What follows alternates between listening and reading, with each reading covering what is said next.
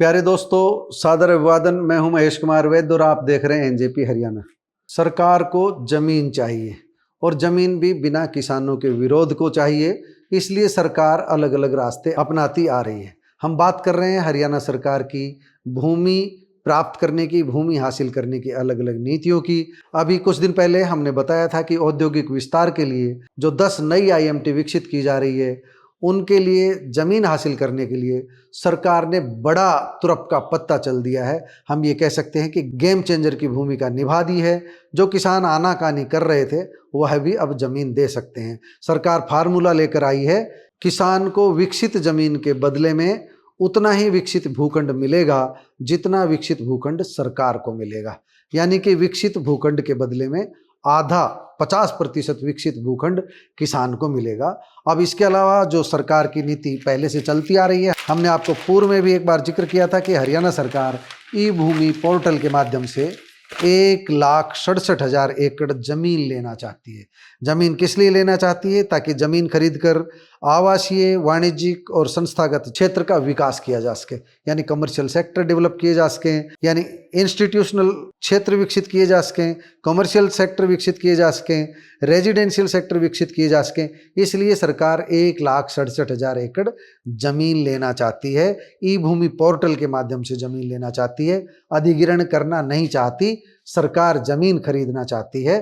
किसान अपनी पेशकश करें, सरकार बाजार भाव से जमीन खरीदने के लिए तैयार है। इसका सबसे बड़ा फायदा ये रहेगा कि लिटिगेशन की नौबत नहीं आएगी। जैसे आम खरीदार होता है, इसी तरह सरकार खरीदार बनकर जमींदार की जमीन लेना चाह रही है। जमीन खरीदने की सरकार ने अपनी इच्छा प्रकट कर दी, इसीलिए ई भूमि पोर्टल खोल दिया है। दूसरे चरण में 17 शहरों में लगभग 47,000 एकड़ जमीन खरीदी जा रही है और इस योजना की अंतिम तिथि 30 जून 2026 है। इसके लिए सरकार ने अखबारों में बड़े बड़े विज्ञापन भी दिए। आप अपनी स्क्रीन पर वह विज्ञापन देख भी सकते हैं फुर्सत के साथ में।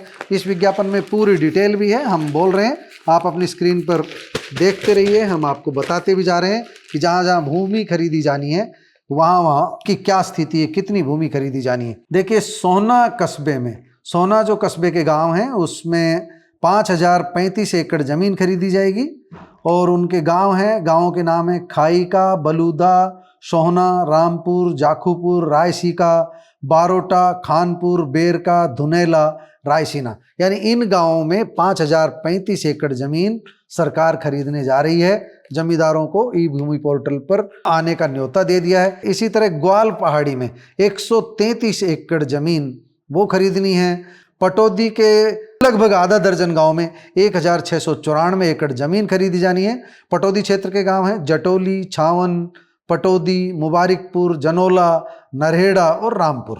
इसी तरह करनाल में भी आधा दर्जन से अधिक गांवों की जमीन खरीदी जाएगी। कुल क्षेत्रफल जो बताया गया है 1,563 एकड़ जमीन खरीदी जाएगी। इनमें करनाल, मंगलपुर, मकरमपुर, कैलाश, बलदी, टिकरी, बूढ़ाखेड़ा और फूसगढ़ शामिल है।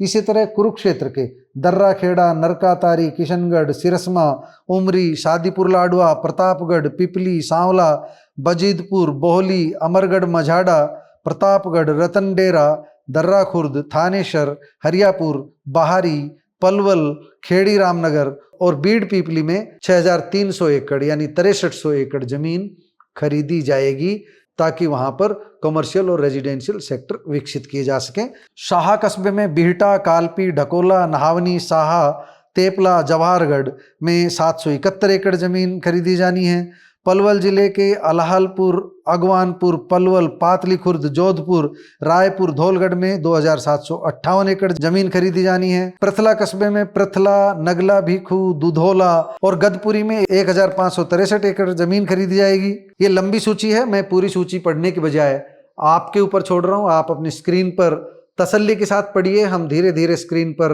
इश्तिहार को आगे बढ़ा रहे हैं, आपको इससे पूरी जानकारी मिल जाएगी कहाँ कुल कितनी जमीन खरीदी जाएगी। दोस्तों, आप हरियाणा सरकार की इस नीति को लेकर क्या कहेंगे?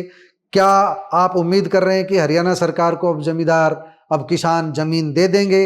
आप नए शहर विकसित करने की जो सरकार योजना लेकर आई है, 1.67 लाख एकड़ जमीन पर नए सेक्टर, आवासीय, कमर्शियल विकसित करने की जो योजना लेकर आई है, दूसरे चरण में जो 47,000 एकड़ जमीन खरीदने की बात की जा रही है, उसको कितनी कामयाबी मिलेगी? आपकी राय हमारे लिए महत्वपूर्ण है, कमेंट बॉक्स में जाकर बताइएगा जरूर।